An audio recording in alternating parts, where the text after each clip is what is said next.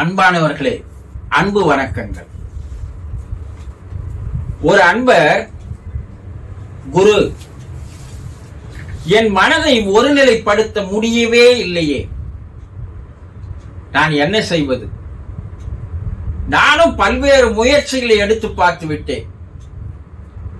5 நிமிடம் கூட என்னால் என்னுடைய மனதை ஒருநிலைப்படுத்த முடியவில்லை என்று ஒரு கேள்வி கேட்டு இருக்கிறார். நல்ல அற்புதமான கேள்விதான். முதலில் மனதை ஒருநிலைப்படுத்துவது என்றால் என்ன என்பதை தெளிவாக தெரிந்து கொள்ளுங்கள். ஒரு பாட்டு ஒன்று வரும், அலைப்பாயுதே கண்ணா என் மனம் அலைப்பாயுதே, கேட்டிருப்பீர்கள். உங்கள் மனம் எப்போதும் அலைப்பாய்ந்து கொண்டே இருக்கிறது. மனதை கடல் அலைக்கு ஒப்பிடுவார்கள். கடல் அலை ஓயுமா? ஓயாது. மன அலை ஓயுமா? ஓயாது. மனதை குரங்கு குட்டிக்கு சமமாக சித்தர்கள் கூறுவார்கள். இந்த குரங்கு குட்டி இருக்குது இல்லைங்களா, அது சும்மா ஒரு இடத்துல நிக்கவே நிக்காது. அது இங்கேயும் அங்கேயும் இங்கேயும் அங்கேயும் ஓடிக்கொண்டே இருக்கும். ஏதாவது ஒரு சில்மிஷத்தை செய்து கொண்டே இருக்கும். ஒரே ஒரு நிமிடம் கூட அந்த குரங்கு குட்டி ஒரு இடத்தில் இருக்காது. இந்த குரங்கை வைத்து வித்தை செய்பவன் வருவான் தெருவுங்கள்ல. அவங்கிட்ட ஒரு தடியானது நீட்டா பெருசா இருக்கும். அவன் என்ன பண்ணுவான், அந்த குரங்கை ஏறி அந்த கொம்பு மேல உட்காருன்னுவான். அது உட்காந்துக்கும். அதனுடைய சில்மசம் நின்று விடும். இந்த யானை இருக்குது இல்லைங்களா, இந்த யானையினுடைய தும்பிக்கை சும்மா இருக்காது, ஆடிக்கொண்டே இருக்கும். அந்த யானை பார்க்க என்ன செய்வான், அந்த யானையை குத்துகின்ற அந்த அங்குசத்தை அந்த தும்பிக்கையில கொடுத்து இதை பிடித்துக்கொள். அது பிடிச்சிச்சுன்னா அந்த தும்பிக்கை ஆடாம அசையாத அப்படியே இருக்கும்.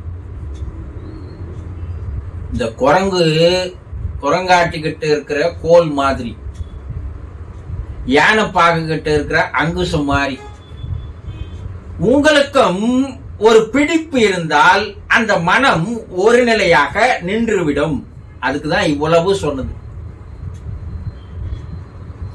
நீங்கள் என்ன செய்கிறீர்கள்?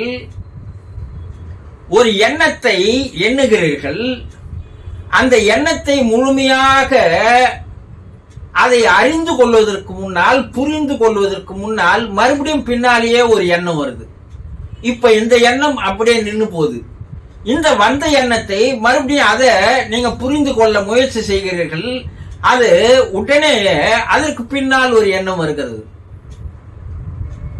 தொடர்ச்சியாக எண்ணங்கள் வந்து கொண்டே இருக்கிறது. அப்ப எந்த ஒரு எண்ணத்தையும் உங்களால் என்ன பண்ண முடியல, அதை முழுமையாக அறிந்து கொள்ள முடியவில்லை, தெரிந்து கொள்ள முடியவில்லை. அந்த எண்ணத்தில் நீங்கள் நிற்க முயற்சி செய்யாதாலும் முடியவில்லை. இதுதானே உங்க வாழ்க்கை. காலையில என்ன நினைக்கிறீங்க, ஒரு எண்ணத்தை செய்ய வேண்டும் என்று ஒரு செயலை ஆரம்பிக்கிறீங்க.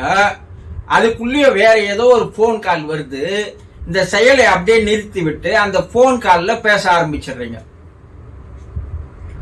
போன் பேசிக்கொண்டு இருக்கும் போதே உங்க குடும்பத்துல ஒருத்தர் வந்து எதையோ ஒண்ணு உங்ககிட்ட பேசுறாரு.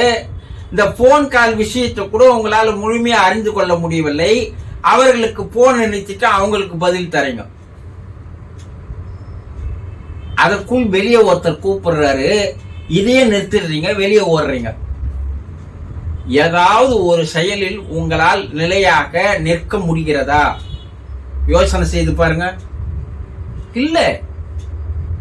காலையில் எழுந்ததிலிருந்து இரவு படுக்கின்ற வரைக்கும் சாதாரணமாக உங்களுக்கு, ஒரு மனிதனுக்கு 60,000 எண்ணங்கள் தொடர்ந்து வந்து கொண்டே இருக்கிறது என்பதை இன்றைய விஞ்ஞானம் கண்டுபிடித்திருக்கிறது. எவ்வளவு? 60,000 எண்ணங்கள். இதுல ஒரு எண்ணமும் உங்களால் புரிந்து கொள்ள முடியவில்லை, அறிந்து கொள்ள முடியவில்லை. அதை முழுமையாக தெரிந்து கொள்ள முடியவில்லை. அந்த எண்ணத்தை உங்களால் செயலுக்கு கொண்டு வந்து அதை செயலாக்கவும் முடியவில்லை. உண்மைதானே? அப்ப எப்படி உங்களுக்கு நீங்கள் நினைப்பது போல மனதை ஒருநிலைப்படுத்த முடியும்? சரி, இந்த எண்ணங்கள் தொடர்ந்து வருகிறது அல்லவா? அந்த எண்ணங்கள் எப்படி தொடர்ந்து வருகிறது? உங்களுடைய ஐம்புலன்களுடைய செயல்தான் எண்ணங்களை வரிசையாக அனுப்பி கொண்டே இருக்கிறது. கண்ணால பாக்குறீங்க ஒரு எண்ணம், காதால கேட்கறீங்க ஒரு எண்ணம், மூக்கால நுகர்றீங்க ஒரு எண்ணம், வாயால பேசுறீங்க ஒரு எண்ணம், வாயால ருசிச்சு சாப்பிடுறீங்க ஒரு எண்ணம், இந்த உடல் செயல்படுகிறது ஒரு எண்ணம். இப்போ இந்த ஐம்புலன்கள் தொடர்ந்து வேலை செய்து கொண்டே இருக்கிறது, தொடர்ந்து எண்ணங்கள் உற்பத்தி ஆகி கொண்டே இருக்கிறது. அந்த எண்ணங்கள் உங்கள் மனதிற்கு வரிசை கட்டி வந்து நிற்கிறது. அதனால் உங்களால் எதையும் உங்கள் மனதை என்ன பண்ண முடியல, நிலைநிறுத்த முடியவில்லை. அப்போ உங்கள் மனதை நிலைப்படுத்திக் கொள்ள வேண்டுமையானால், ஒருமுகப்படுத்த வேண்டுமையானால், முதலில் இந்த ஐம்புலன்கள் செய்கின்ற வேலையை, இந்த 5 குதிரைகள் ஓடுகின்ற வேலையை நிறுத்தணும்.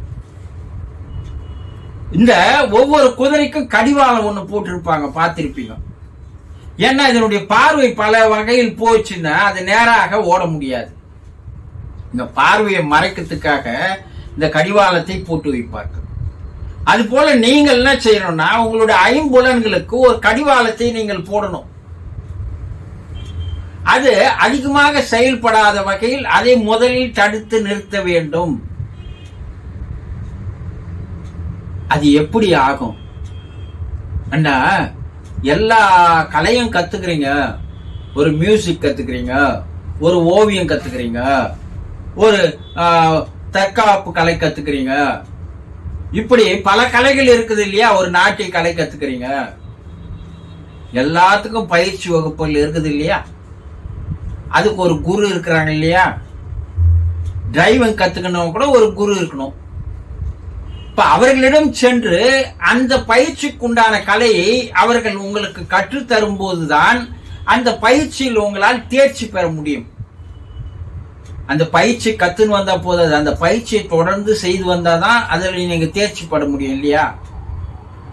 இதை மனதை ஒருநிலைப்படுத்தக்கூடிய கலைக்கு பெயர் மனவள கலை என்று பெயர். மனதை கையாளும் கலை. இந்த மனதை கையாளுகின்ற கலைக்கு குருமார்கள் இருக்கிறார்கள் அதை கற்றுத்தர. அதை அவர்களிடம் போய் அந்த மனதை எப்படி கையாள்வது, மனதை எப்படி ஒருநிலைப்படுத்துவது என்ற பயிற்சியை அவர்களிடம் கற்றுக்கொண்டால்தான் உங்களால் உங்கள் மனதை ஒருநிலைப்படுத்த முடியும். இல்லை என்றால் வாழ்க்கை முழுவதும் உங்களால் மனதை ஒருநிலைப்படுத்தவே முடியாது. மனதை உங்களால் கையாள முடியாது. மனம்தான் உங்களை கையாண்டு கொண்டிருக்கும். அப்போ உங்களுடைய வாழ்க்கை தவறாக சிதைந்து போய்விடும். இதையெல்லாம் சரியாக தெரிந்து கொள்ள வேண்டும் என்றால், மனம்னா என்ன, அந்த மனதில் எண்ணங்கள் எப்படி உற்பத்தி ஆகிறது, அந்த எண்ணங்கள் உற்பத்தியாய் செய்யப்படுவது எந்தெந்த புலன்கள், அந்த புலன்களை எப்படி தன்னுடைய கட்டுப்பாட்டுக்குள் கொண்டு வர வேண்டும், அப்ப எண்ணங்களை எப்படி குறைத்து கொள்ள வேண்டும், நாம் ஒரு செயலை செய்தால் அந்த செயலிலேயே நம்முடைய எண்ணம் சிந்தனை எப்படி நிலைநிறுத்தப்பட வேண்டும், இதையெல்லாம் கற்றுக்கொண்டால் ஒழிய சாதாரண மனிதர்களாகிய உங்களால் உங்களுடைய மனதை ஒருநிலைப்படுத்த முடியவே முடியாது. கடைசி காலம் வரைக்கும் மனம் உங்கள் எஜமானராக இருந்து உங்களை தறிக்கட்டு ஓட வைக்கும், உங்களை சிதைக்க வைக்கும், உங்களை பல வகையில் துன்புறுத்தும். இதையெல்லாம் நீங்கள் அனுபவித்துத்தான் ஆக வேண்டும். அப்போ மனதை கையாளும் ஒரு கலையை நீங்கள் கற்றுக்கொண்டால் உங்களால் மனதை ஒருநிலைப்படுத்த முடியும். மனம் ஒருநிலைப்பட்டு விட்டால் நீங்கள் மனித நிலையிலிருந்து மாமனித நிலைக்கு உயர்கிறீர்கள். மாமனித நிலையிலிருந்து மகேசனாக, மகானாக நீங்கள் உயர்த்தப்படுகிறீர்கள். மனம் இல்லாது செய்துவிட்டால் நீங்கள் தெய்வமாக மாறுகிறீர்கள். இந்த மனதை கையாளும் கலையைத்தான் நான் மாதந்தோறும் கடைசி ஞாயிற்றுக்கிழமை அன்று கற்றுத்தருகிறேன். இந்த மனதை கையாளும் கலையை கற்றுக்கொள்ள வேண்டும் என்றால் தொலைபேசியில் தொடர்பு கொண்டு வகுப்பில் நேரடியாக சேர்ந்து அதை கற்றுக்கொண்டால் உங்கள் மனதை உங்களுக்கு ஏற்றாற்போல் மாற்றிக்கொள்ள முடியும். வாழ்க்கையில் பல்வேறு அற்புதங்களை உங்களால் அனுபவிக்க முடியும். புரிந்து கொண்டீர்களா? சந்தோஷம்.